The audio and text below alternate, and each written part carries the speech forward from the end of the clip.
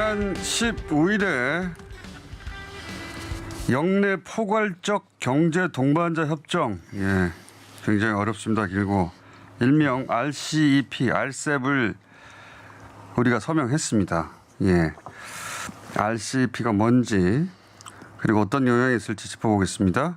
뉴스공장 경제가정교사 최병 교수님 나오셨습니다. 네, 안녕하세요.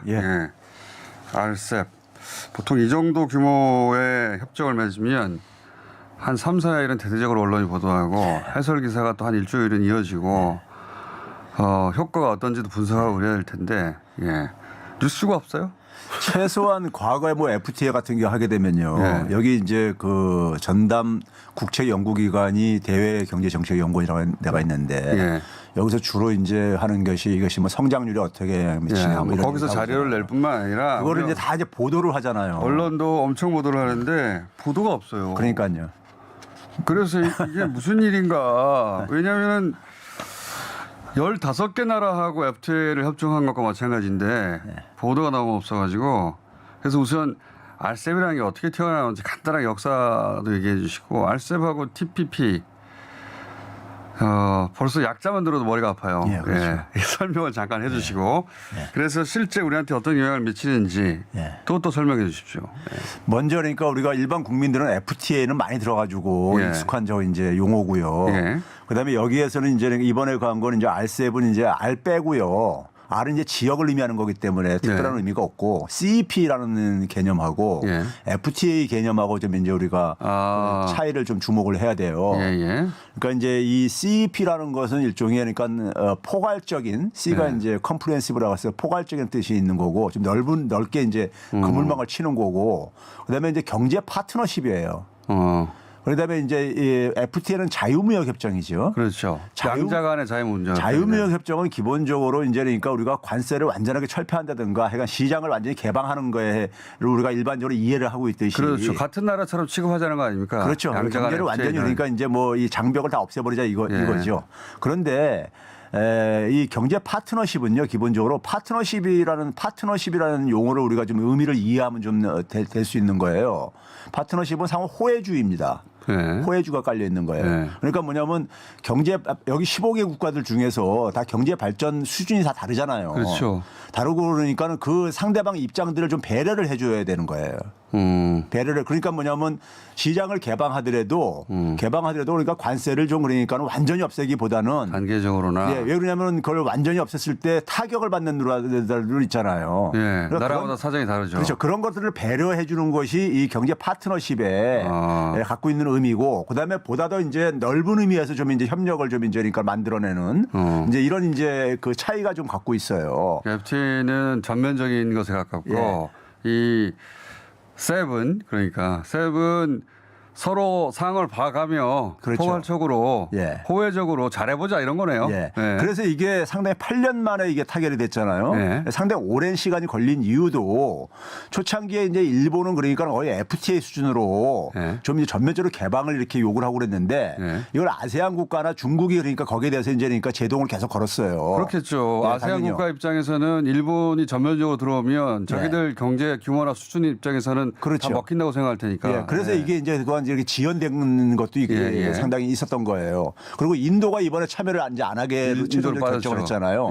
한국과 인도가 그러니까 우리가 맺은 게 있어요. 그게 바로 이 파트너십입니다. 우린 개별로 인도하고는 따로 맺었고. 인도가 그러니까 굉장히 좀 이제 그 충격을 최소화시키기 위해서 자기들 이익도 좀 챙기기 위해서 좀 이런 그 이코노미 파트너십을 보다 더 선호를 해요. 경제적인 파트너십을요. FTA보다는요. 그러니까요. 그러니까 되게 이제 이런 것들이 소위 말해서 이제 그러니까 우리가 그 FTA하고 경제적인 파트너십하고 차이를 우리가 이제 그러니까 이해를 해야지만이 요번에 이 의미를 좀 이제 이해할 수 있는데요. 제가 이제 한마디로 얘기해서 이번에 협상의 그 의미는요.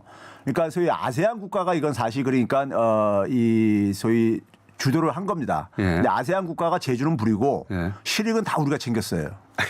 그래요? 왜 그러냐면 이게 이제 제가 이제 아세안 국가에서 이 방송 듣지 말아야 할 텐데. 경제 파트너십이라는 이 의미 때문에 이런 결과가 나오게 된 거예요. 사실은요. 좀 설명해 주십시오. 어떻게 왜 그렇게 된 건지. 예를 들면은 경제 파트너십으로 하다 보니까는 제가 이 보도는 봤어요. 결국 한국만 좋은 거 아니냐는 일본 보도는 봤습니다. 아, 그렇습니까? 네, 그러니까 그 말이 맞는 얘기. 그러니까 예를 들어서요, 우리가요. 예. 한국과 일본 사이의 FTA를 예. 추진을 하는 것에 대해서 우리가 한국이 FTA에 대해서는 굉장히 국내 보수 언론을 비롯해서 모든 언론들이 되게 적극적으로 되게 이렇게 추진을 그 필요성을 얘기를 하잖아요.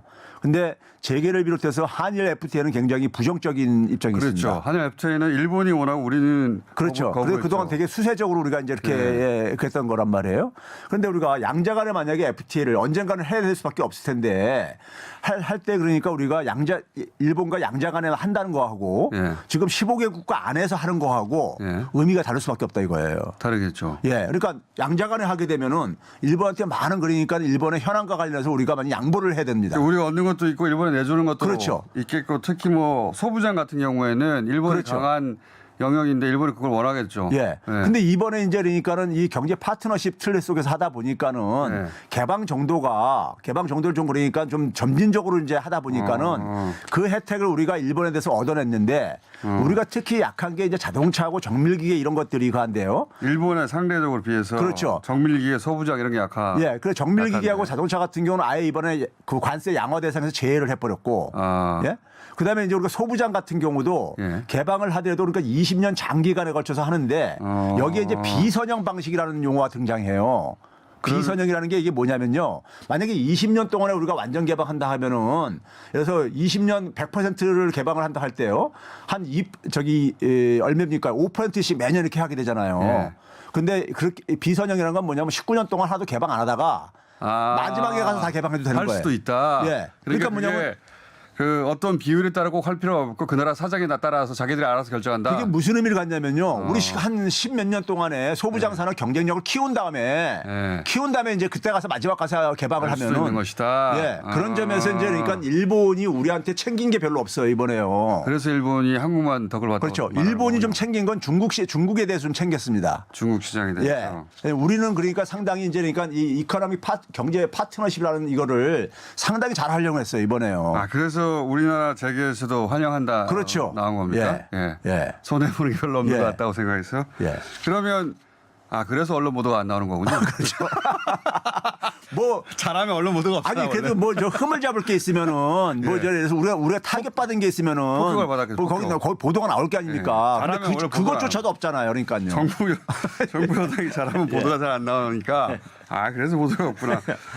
중국이 원래 그 역사로 되돌아가 보자면 사실 미중 대결하다가 미국이 이제 태평양 그렇죠. 그 한태평양 지역 국가들 다 묶어가지고 TPP라고 중국 압박용으로 만들자. 중국이 이제 주도적으로 RCEP을 그래서 중국이 주도하는 RCEP과 미국이 주도하면서 일본이 적극적인 TPP 둘 중에 뭐 가입할래? 이게 박근혜 정부 시절 내내 있었던 얘기거든요. 그렇죠. 그렇죠. 그런데 이제 트럼프 대통령이 TPP에서 탈퇴하면서 아베 정부가 오리알이 됐고 혼자 그러면서 이게 힘을 확 잃어가지고 RCEP만 계속 진행된 거 아닙니까? 그죠? 그렇죠. 그러면 중국은 이 RCEP으로 득을 받습니까? 크게? 일단은 이제 주도했는데, 우리가 오바마 처음에? 정부든 트럼프 정부든 간에 중국 포위 봉쇄는 그러니까 계속 견제해 왔던 거잖아요. 미국에서는. 예, 미국에서 견제해 왔는데 그거를 그러니까 일종의 뭐냐면은 이제 뚫는 구멍을 만드는 의미는 있죠.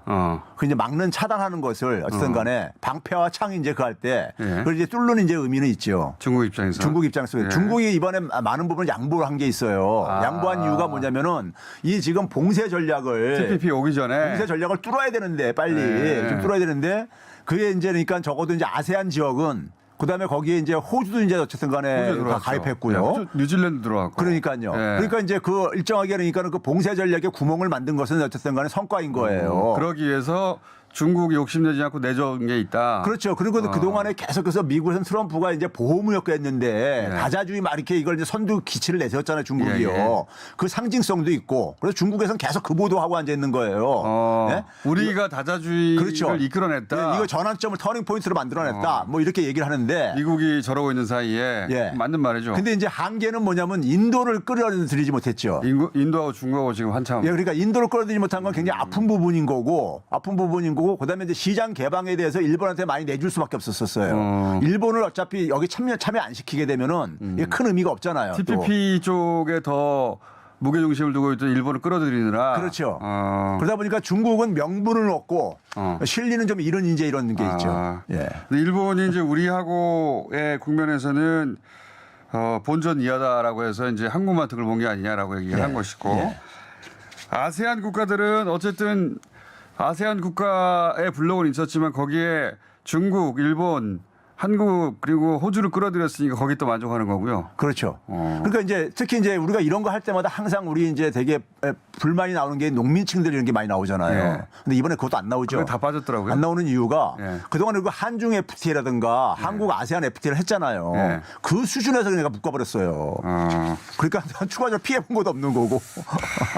잘했으니까 기사가 안 나온다 이렇게 그렇죠. 보시면 되겠습니다. 예. 왜냐하면 굉장히 정치적으로도 RCEP이냐 TPP냐 한 5, 6년 전에 굉장히 핫했던 네. 거고 그게 이제 타결이 됐고 일본도 들어왔고 네.